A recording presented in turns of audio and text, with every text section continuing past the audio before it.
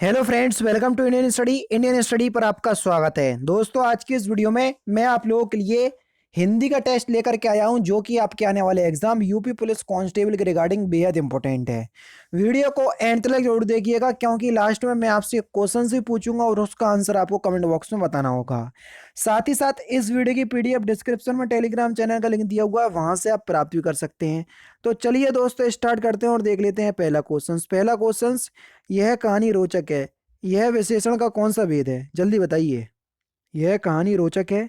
रोचक शब्द विशेषण शब्द है। विशेषण का कौन सा भेद है? तो सही आंसर हो जाएगा सर ये एक। अच्छा, यह शब्द जो है वो विशेषण, जो कि सार्वनामिक विशेषण के अंतर्गत आएगा। चौथा ऑप्शन से यहाँ पर आपका बिल्कुल क्या हो जाएगा सर, करेक्ट हो जाएगा। ठीक है। भाषा लिखने के लिए प्रयुक्त चिन्हों के व्यवस्थित रूप को हम क्या कहते हैं? बढ़िया क्वेश्चन है, जल्दी बताइए। भाषा लिखने के लिए प्रयुक्त चिन्हों के व्यवस्थित रूप को क्या कहते हैं? लिपि कहते हैं। तीसरा ऑप्शन करेक्ट। क्या कहा जाता है? लिपि। तीसरा ऑप्शन करेक्ट। बेईमानों से बचकर रहिए, वाक्य में लुप्त विशेष के लिए उपयुक्त शब्द क्या होगा? बेईमानों से बचकर रहिए। तो सही आंसर हो जाएगा बेईमान लोगों से बचकर रहिए। तो पहला ऑप्शन यहाँ पर आपका बिल्कुल करेक्ट। ये शब्द जो है वो लुप्त था, गायब था। दिए गए शब्दों में विशेषण बताइए, कौन सा शब्द विशेषण शब्द है? सहायक। सहायक शब्द जो है विशेषण शब्द है। तीसरा ऑप्शन करेक्ट। निम्नलिखित विकल्पों में से पुल्लिंग शब्द कौन सा है?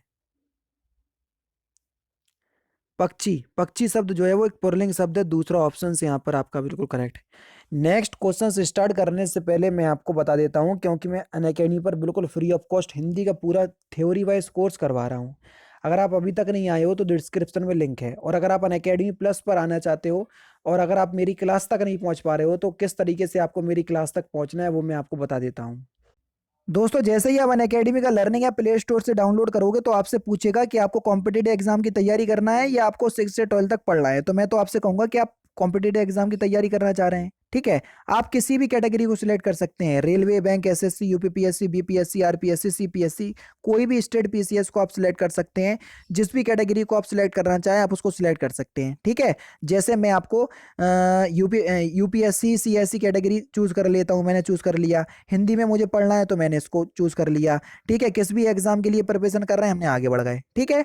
अब ऐसा नहीं है कि आपने इस कैटेगरी को चूज किया है तो आप मेरे से नहीं पढ़ पाएंगे, जबकि मैं यूपीपीएससी कैटेगरी के अंतर्गत जो है वो पढ़ाता हूँ। ये सब्सक्रिप्शन अगर आप लेना चाहें तो सब्सक्रिप्शन ले सकते हैं। ठीक है। क्योंकि अनअकैडमी और अनअकैडमी प्लस में बहुत ज्यादा फर्क है। ठीक है। सब्सक्रिप्शन के बारे में भी मैं आपको बता दूंगा किसी और वीडियो में।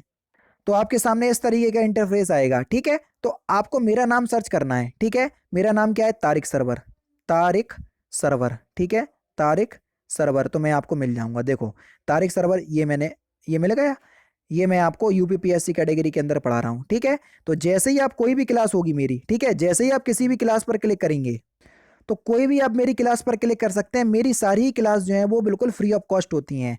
जैसे मैंने ग्रामीण परिवेश की ये अभी लेखपाल के लिए क्लास ली। ठीक है। तो इस पे जैसे ही सिलेक्ट करा तो आपसे वॉच क्लास पे जैसे ही आप क्लिक करोगे तो यहाँ पर कोई ऑप्शंस नहीं आएगा, लेकिन आपके पास ऑप्शंस आएगा अनलॉक क्लास। अनलॉक क्लास क्यों करना पड़ेगी वो मैं आपको बता देता हूं। क्योंकि आप मेरी क्लास पहली बार देख रहे होंगे। अगर आप पहली बार मेरी क्लास देख रहे हैं तो आपको मेरी क्लास को अनलॉक करना पड़ेगा, और अनलॉक कोड क्या है मेरा? Indian study. इंडियन स्टडी जो चैनल का नाम है वही मेरा अनलॉक कोड है, क्लास अनलॉक कोड। तो इसको अप्लाई करना, विदाउट स्पेस क्लास आपकी अनलॉक हो जाएगी, बिल्कुल फ्री ऑफ कॉस्ट है। आराम से आप जो है वो देख सकते हैं। नेक्स्ट क्वेश्चन आपके सामने, निम्नलिखित में से कौन सा शब्द स्त्रीलिंग की पहचान नहीं कराता? सही आंसर हो जाएगा देश। देश शब्द जो है वो स्त्रीलिंग की पहचान नहीं कराता। दूसरा ऑप्शन करेक्ट। बाकी ये पुल्लिंग शब्द है। राजा भिक्षुक को दान देता है में कौन सा कारक है?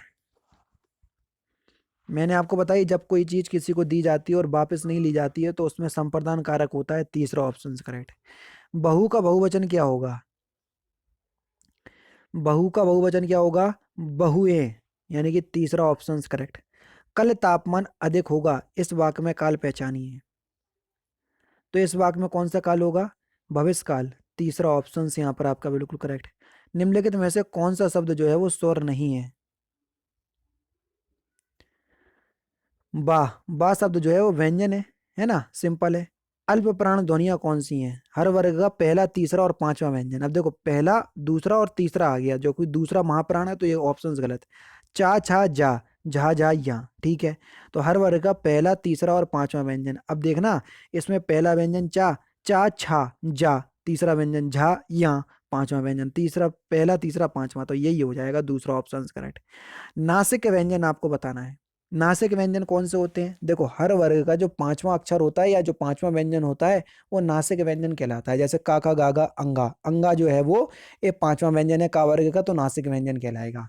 अब देखो इसमें ये चा वर्ग का क्या है? पांचवा व्यंजन, तो ये नासिक व्यंजन कहलाएगा। हाथ मलते रह जाना, इस मुहावरे का सही अर्थ क्या है?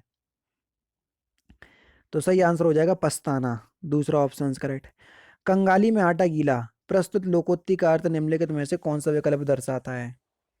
कंगाली में आटा गीला, मुसीबत में मुसीबत आना, पहला ही ऑप्शन यहाँ पर आपका बिल्कुल करेक्ट होगा। निम्नलिखित में से किस विकल्प में त्रुटि नहीं है? मैंने उस कागज पर हस्ताक्षर कर दिए, पहला ही ऑप्शन यहाँ पर आपका बिल्कुल करेक्ट। भरत मुनि के अनुसार रसों की संख्या कितनी है? सही आंसर हो जाएगा 8। क्यों? क्योंकि इनने शांत रस को रस की प्रधानता नहीं दी, इस वजह से। जहां उपमेय में उपमान की समानता की संभावना व्यक्त की जाती है वहां कौन सा अलंकार होता है? तो वहां उत्प्रेक्षा अलंकार होता है, पहला ही ऑप्शन बिल्कुल करेक्ट। प्रवाह लाने के लिए छंद की पंक्ति में ठहरना क्या कहलाता है? तो उसको हम यति कहते हैं, दूसरा ऑप्शन करेक्ट। अनेकार्थी शब्द अब्ज के गलत विकल्प का चयन कीजिए। तो सही आंसर हो जाएगा आपका मेघ, तीसरा ऑप्शन करेक्ट। पवन का संधि विच्छेद कौन सा है?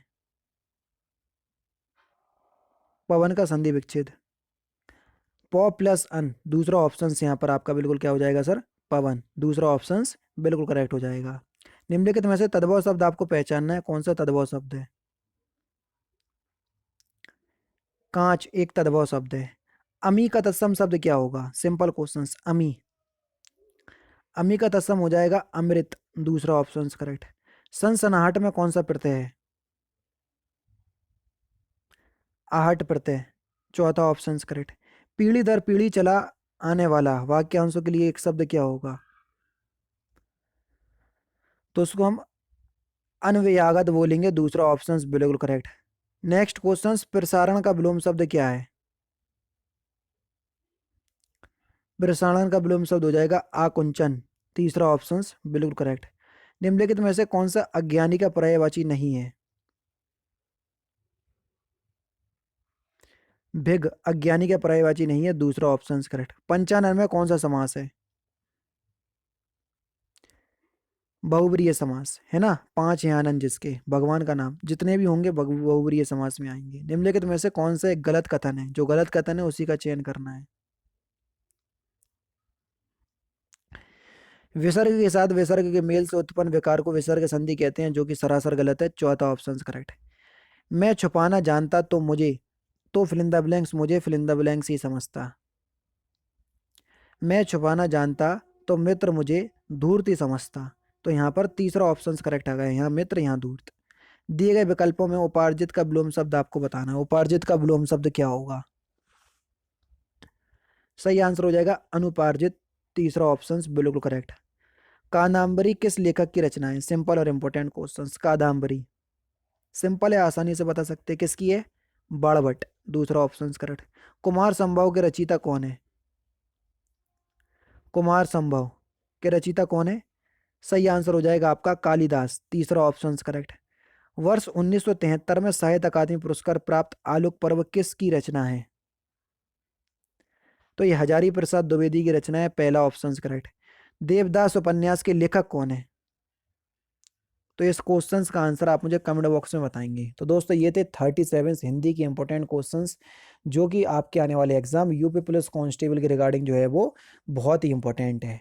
वीडियो अगर आपको अच्छी लगी हो तो प्लीज़ दोस्तों वीडियो को लाइक और शेयर जरूर कर दीजिएगा। तो दोस्तों फिलहाल की वीडियो में तो सिर्फ इतना ही। अगर आपको वीडियो पसंद आए तो प्लीज़ दोस्तों वीडियो को लाइक कीजिए, शेयर कीजिए और साथ ही साथ हमारे चैनल को सब्सक्राइब करना ना भूलें, क्योंकि मैं रोजाना इसी तरह की वीडियोज़ आप लोगों के लिए लाता रहता हूँ। नमस्कार दोस्तों, जय हिंद, जय भारत।